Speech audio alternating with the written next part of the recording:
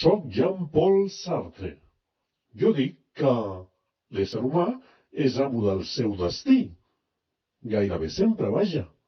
A menys que es trobi un llop al mig del camí. I qui diu un llop, diu una hipoteca.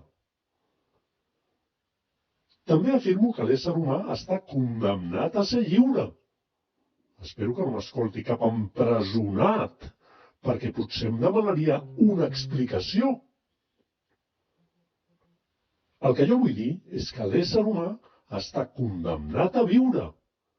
Quina creu, oi? Si no, que li preguntin a un arbre. Aquest sí que viu bé i té més longevitat. Diuen que sóc un filòsof una mica gris. Serà perquè em fotografio en blanc i negre, que em surt més barat. I què me'n dieu del buit existencial? Això ho sap tothom. Jo, per exemple, quan vaig a les rebaixes, prego sempre perquè hi hagi un buit existencial.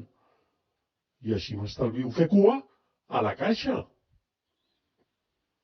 I això és tot. Apa, a reveure.